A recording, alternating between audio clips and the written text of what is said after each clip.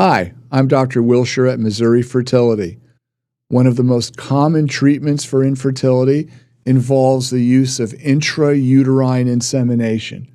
This is where we take semen, wash it, concentrate the sperm, and put the sperm way up inside the uterus with a tiny little tube.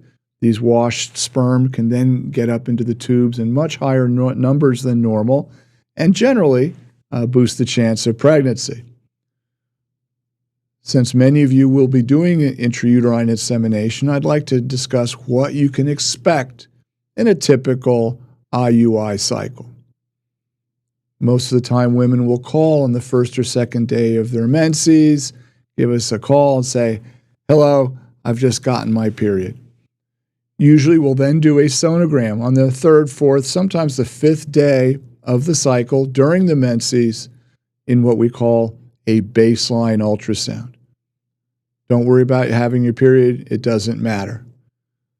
On this baseline ultrasound, we want to make sure the lining of the uterus is getting thin. That's what's coming out in the menses, because we want to regrow a fresh, fertile endometrial stripe or endometrial layer.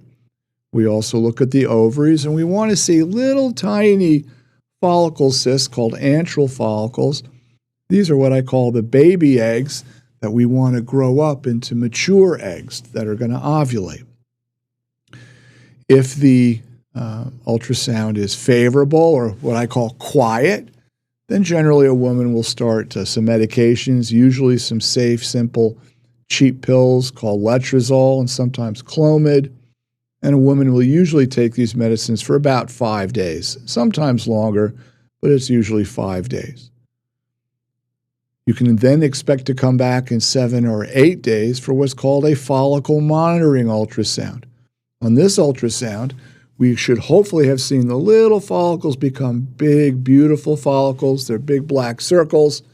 And the little antral follicles might have started out 3 to 4 millimeters in diameter. A mature follicle ready to ovulate is generally around 22 millimeters in diameter, so it's much, much larger. We can also gauge and see how many follicles have grown to maturity in our population. We're generally very happy to have 2 or 3 mature follicles, because sometimes there's other reasons for infertility, and a couple extra eggs will boost fertility rates. We also want to see the lining of the uterus growing and getting thicker. We generally like to develop 3 layers. We call that a trilaminar lining. That doesn't always happen, particularly with Clomid, but we want to see that the lining has grown to an adequate thickness. So if we have mature follicles and a good lining, we can then decide when should we cause ovulation to occur. We almost always do that with a trigger shot. A trigger shot is a intramuscular shot of pregnancy hormone, in fact. It's called HCG, and HCG mimics the normal ovulation surge that the body and the pituitary make, releasing a hormone called LH, which is very chemically similar to HCG.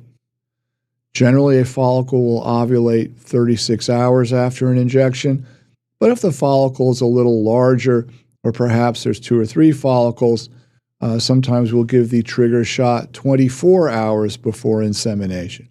So between a day to a day and a half after the trigger shot, we plan to do an insemination.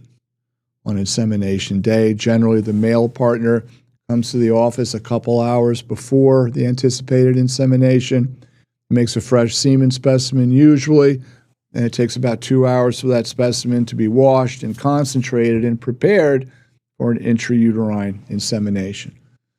Sometimes we'll be using frozen donor sperm, but one way or the other, the lab needs to know that you're coming in at a particular time for an insemination. Our goal is to have the eggs ovulating and coming down the tubes at the exact same time an army of sperm is coming up the tubes. In this way, we optimize the coordination, and the timing, and the likelihood that pregnancy will occur. Something we also do, something that I learned from my now passed away partner, Dr. Larry Penny. Larry used to have women come in the day after insemination, at least on the first cycle, to make sure that the follicles had popped and release the eggs.